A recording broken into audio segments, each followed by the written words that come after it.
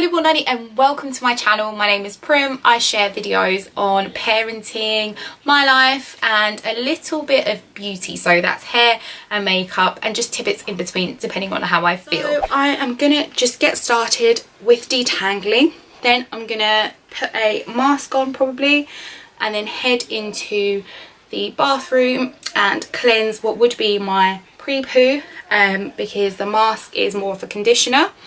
And then I'm going to actually use a shampoo, but it's a paraben free one, so I'll share all the products as I go along. I hope you guys enjoy this video. I know it's a little bit different to what we normally do. I usually get started by spraying my hair, and this little container can be found anywhere in Poundland and other places.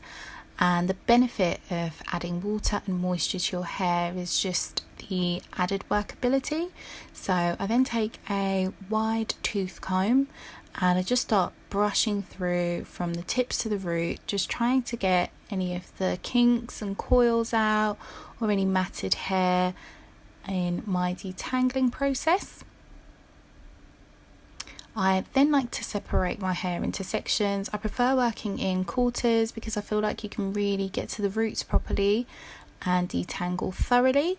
So I keep running my fingers through that, and you can see the build up that I've got from using things like Eco Styler Gel and other moisturising products throughout the week. So once it's all detangled, I then go in with a deep repair mask from Macadamia, and that's got natural oils in it. This is really helpful if you have dry and damaged hair, and I like to use that all over the hair and go through all the sections.